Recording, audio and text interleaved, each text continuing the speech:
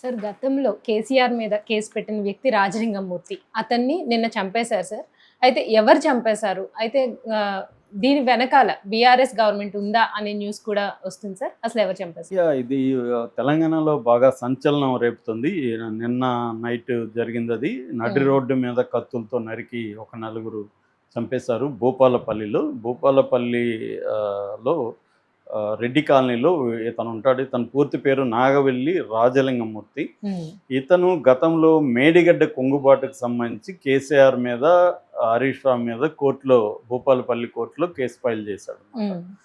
అతను ఇప్పుడు చనిపోయాడు. అందువల్ల ఇప్పుడు అందరికీ షాక్ ఏంటంటే, ఇతను మేడిగడ్డ మీద కోర్టులో కేసీఆర్ మీద, హరీష్ రావు మీద కేసు వేసిన వ్యక్తి చనిపోయాడంటే అర్థం ఏంటి?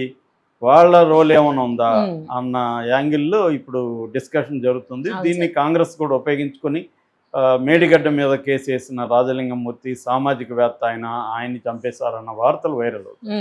బట్ నాకున్న సమాచారం, నాకు కూడా ఏమి ఇన్డెప్త్ కాదు కానీ కొంత లిమిటెడ్గా ఉన్న సమాచారం ప్రకారం ఇతనేమి సామాజికవేత్త కాదు. ఇతను ఒక లిటిగెంట్.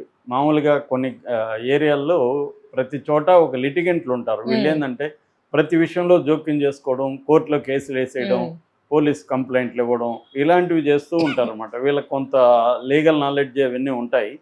సో వీళ్ళు ప్రతి దాంట్లో దూరి అక్కడేదో ఒకటి చేస్తూ ఉంటారు. ఆ క్రమంలో వీళ్ళు కొంత సంపాదన ఉంటుంది. గతంలో యాక్చువల్గా ఈ రాజలింగమూర్తి బీఆర్ఎస్లో ఉండేవాడు. వీళ్ళ భార్య కౌన్సిలర్గా కూడా 15వ వార్డు భూపాలపల్లిలో కౌన్సిలర్గా కూడా ఆమె గెలిచిందనమాట. అయితే తర్వాత ఏమైంది, బీఆర్ఎస్ ఉన్నప్పుడే ఈ రాజలింగమూర్తి మీద రౌడీ షీట్ కూడా ఓపెన్ చేశారు. ఈవెన్ పీడీఏ యాక్ట్ కింద కూడా అతన్ని కేసు పెట్టారన్నమాట. సో బేసిక్గా ఏంటంటే ఇతను చాలా కేసుల్లో ఉన్నాడు. ఫర్ ఎగ్జాంపుల్ భూపాలపల్లి పోలీస్ స్టేషన్కి ఎదురుగా ఒక భూమి ఉంది. ఆ భూమికి వివాదంలో ఉంది. ఆ భూమి వివాదం రేణుగుంట పార్టీ అని, రేణుగుంటకు సంబంధించిన కొంతమంది ఆ భూ వివాదంలో ఉంటే ఈయన వాళ్ళ మీద కేసు వేశాడు. అందులో తలదూర్చాడు. అట్లాగే 171 సర్వే నెంబర్లో అటవీ శాఖ భూమికి సంబంధించి కూడా ఈయన కేసు వేశాడు. అక్కడ చాలామంది ఈయనకి వ్యతిరేకులుగా మారిపోయారు. అట్లాగే మాజీ సర్పంచ్ బుర్రా చంద్రయ్యతో కూడా ఈయన గొడవలు ఉన్నాయి. అంటే మల్టిపుల్ ఎనిమీస్ తనకు ఉన్నారు. కేవలం బీఆర్ఎస్ఏ ఇతన్ని చంపించిందని చెప్పలేం. పోలీసులు కూడా ఇది భూ వివాదాలకు సంబంధించిన హత్యగానే పోలీసులు చెబుతున్నారు. కానీ పొలిటికల్గా మాత్రం ఇతన్ని బీఆర్ఎస్ వాళ్ళు చంపించారనేది కాంగ్రెస్ అంటుంది. రెండోది, ఇతను ఏంటంటే నేను ఇందాక చెప్పిన లిటిగెంట్ కదా, గతంలో తహసీల్దార్ని పట్టించాడు ఏసీబీకి. తర్వాత ఒక రేంజ్ ఆఫీసర్, ఫారెస్ట్ రేంజ్ ఆఫీసర్ని పట్టించాడు. దాని తర్వాత ఒక వీఆర్ఓని పట్టించాడు. సో వాళ్ళందరూ కూడా కక్ష పెట్టుకునే అవకాశం ఉంది. ఎందుకంటే ఇతని పని ఏంటంటే నేను ఇందాక చెప్పినట్టుగా లిటిగెంట్ అనమాట. డిఫరెంట్ కేసెస్లో ఇతను ఇన్వాల్వ్ అవుతుంటాడు. చుట్టుపక్కల ఇలాంటి వాళ్ళు ప్రతి రాజకీయ పార్టీలు ఉంటారు.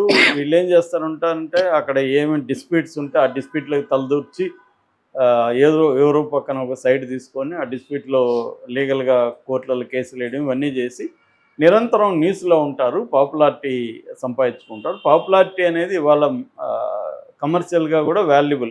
నీ పాపులారిటీ ఉండి నీకు సర్కిలే మనీ పెట్టుబడి. అలాగే ఇతను కూడా ఇటువంటి అనేకం చేస్తాడు. అయితే దీనివల్ల ఏంటంటే శత్రువులు కూడా తయారవుతారు. ఎప్పుడైనా ల్యాండ్ గొడవలోకి తలదూరిస్తే చాలా మనం ఇద్దరు వైపు ఉండలేం కదా, ఒకరి వైపే ఉండాలి. రెండు పార్టీలలో ఒకరి వైపు ఉన్నప్పుడు ఇంకొకరు శత్రువులు అవుతారు. ఇతనికి పైగా కోర్టులలో కేసులు వేసే లక్షణం కూడా ఉంది. డిస్ప్యూట్లోకి వెళ్ళిపోతాడు, కేసులు వేస్తున్నాడు, పైగా రౌడీ షీటరు. అంటే బేసిక్గా ఇతను మామూలుగా తెలంగాణలో ఎక్కడైనా ఉంటారు వీళ్ళు. తెలంగాణలో ప్రత్యేక పరిస్థితి ఏంటంటే మాజీ నక్సలైట్లు ఎక్కువ మంది ఇక్కడ పంచాయతీలు చేస్తుంటారు, ల్యాండ్ పంచాయతీలు. ఎందుకంటే మాజీ నక్సలైట్లకి మిగతా క్రిమినల్స్కి తేడా ఏంటంటే మాజీ నక్సలైట్లకి కొంత ఆర్గనైజేషన్ తెలివితేటలు ఎక్కువ ఉంటాయి. పనిచేసి ఉంటారు కాబట్టి ఎలా ఒక సిస్టమేటిక్గా ఎలా పనిచేయాలి అనేది ఒకటి ఉంటుంది. రెండు, పోలీస్ వ్యవస్థ, న్యాయ వ్యవస్థ వీటికి సంబంధించిన నాలెడ్జ్ వాళ్ళకి బాగుంటుంది. మూడు, వాళ్ళకి అనుచరులుగా ఉండే వాళ్ళు కూడా మాజీ నక్సలైట్లు ఉంటారు కాబట్టి వాళ్ళకి వెపన్స్ వాడడం కానీ, ఒకరిని అటాక్ చేయాలంటే సిస్టమేటిక్ ఒక ఆర్గనైజ్డ్గా అటాక్ ఎలా చేయాలి అంటే, మామూలు వాళ్ళు అటాక్ చేస్తే వాళ్ళు ఏదో గుడ్డిగా పోయి చేస్తారు. కానీ వీళ్ళు ఏం చేస్తారు, వీళ్ళు టీమ్ని ఫామ్ చేస్తారు. అసాల్ట్ టీము, డిఫెన్స్ టీమును ఫామ్ చేస్తారు. తర్వాత అసాల్ట్ టీం దగ్గర ఎలాంటి వెపన్స్ ఉండాలి, డిఫెన్స్ దగ్గర ఎలాంటి వెపన్స్ ఉండాలి, తర్వాత క్లీనింగ్ టీం ఉంటుంది, హత్య చేసినాక ఓ, అవేం సాక్ష్యాధారాలను గుర్తులు క్లీన్ లేకుండా. చేయడం. Okay okay. తర్వాత ఒక టీం ఏమో సరెండర్ అయిపోతారు ముందుగా కోర్టుకి, ఎందుకంటే సరెండర్ అయిపోతే పోలీసులు ప్రెజర్ వీళ్ళ మీద ఉండదు. సరెండర్ అయిపోతే ఆ కేసు క్లోజ్ అయిపోయినట్టుగా అయిపోతుంది. కోర్టు తర్వాత జైల్లో కూడా డబ్బులు ఇస్తారు, వీళ్ళకి జైలుకి పోయిన అనుభవాలు ఉంటాయి. అంటే ఈ క్రిమినల్ జస్టిస్ సిస్టమ్ మీద అండర్స్టాండింగ్, క్రైమ్ని ఎలా చేయాలో ఒక నా ఎక్స్పీరియన్స్, టీం కూడా ఆర్గనైజ్డ్ టీం, అందుకని వీళ్ళు బాగా చేయగలరు అనమాట మిగతా వాళ్ళకంటే కూడా. ఇది ఎప్పుడైనా ఆర్గనైజ్డ్ క్రైమ్ అనేది మోర్ ఎఫిషియెంట్ దాన్ ఇండివిజువల్ క్రైమ్. సో అలాగా ఇతను కూడా ఒక రౌడీ షీటరు, తర్వాత జైలుకి వెళ్ళాడు గతంలో. ఇతనికి లీగల్ సిస్టమ్ మీద, వ్యవస్థల మీద అండర్స్టాండింగ్ ఉంది, కొంత పట్టు ఉంది. అందువల్ల డిఫరెంట్ ల్యాండ్ ఇష్యూస్లో ఇతను ఇన్వాల్వ్ అయినాడు. కాబట్టి ఇది కేసీఆర్ మీద, మేడిగడ్డ మీద కేసు వేయడం వల్ల ఇతను చంపేస్తారనే వార్తలో వాస్తవం నాకైతే కనిపించలేదు. ఇతను బేసిక్గా తన పర్సనల్గా గొడవల్లో ఉంచే ఎవరో ఒకరు ఇతను చంపేస్తుండే. ఎందుకంటే ఇతని వల్ల చాలామంది బాధితులు ఉన్నారు. ఎందుకంటే ఇప్పుడు కేసులు వేసేసినప్పుడు ఆ ల్యాండ్ త్వరగా డిస్ప్యూట్ తెగదనమాట. మామూలుగా అయితే తెగేది, ఇతను ఎంటర్ అయ్యేది ఇన్ని కోర్టులోకి వేస్తాడు, కోర్టులో తేలదు. అందువల్ల లాస్ అవుతుంది కదా, పార్టీ లాస్ అయిన పార్టీ ఇతని మీద కోపం పెంచుకునే అవకాశం ఉందన్నమాట. అలాగా పోలీసులు కూడా ఇప్పటి వరకు ప్రాథమిక నిర్ధారణలో పోలీసులు కూడా ఏంటంటే ఇతన్ని ల్యాండ్ డిస్ప్యూట్ల నుంచే ఇతను చంపేశారు అని చెప్తున్నారు. అయితే వాళ్ళ భార్య సరళ మాత్రం, ఆమె గతంలో కౌన్సిలర్ కూడా ఉంది, ఆమె కొంతమంది పేర్లు కూడా ఆమె చెప్తుంది వాళ్ళే చంపేశారని కంప్లైంట్ అయితే ఇచ్చింది ఆమె. సో పోలీసులు ప్రాథమిక ఎంక్వైరీ తర్వాత వాళ్ళని అరెస్ట్ చేసే అవకాశం ఉంది. అయితే ఇది పట్టుపగలు చేశారు కాబట్టి చేసిన బ్యాచ్ని అయితే పట్టుకుంటారు, బట్ చేయించిన వాళ్ళు ఎవరో కూడా పట్టుకోవాల్సిన అవసరం అయితే ఉంది. రెండోది, వాళ్ళు ప్రొఫెషనల్గా చేస్తారు కాబట్టి అంత ఈజీగా కూడా దొరకపోవచ్చు, వాళ్ళు ఒక ప్లాన్ ప్రకారం సరెండర్ అవుతారనమాట. ఎందుకంటే ఇప్పుడు వీళ్ళు దొరికితే వాళ్ళు పోలీసులు కొడతారు కాబట్టి ఇవన్నీ వాళ్ళకి ముందుగా ప్లాన్ ఉంటుంది, వాళ్ళకి కూడా, అవతల వాళ్ళకి కూడా. సో అందువల్ల ఏం జరుగుతుంది అనేది మనం చూడాల్సిన అవసరం అయితే ఉంది. ప్రస్తుతానికి మాత్రం ఇదంతా కూడా ఎలాగ ఉందంటే కేసీఆర్ మీద కేసు పెట్టిన ఇతన్ని చంపేశారు అన్న, అది కూడా మేడిగడ్డ. ఎందుకంటే మేడిగడ్డ ఎంత కాంట్రవర్షియల్ అయిందో మనం చూసాము.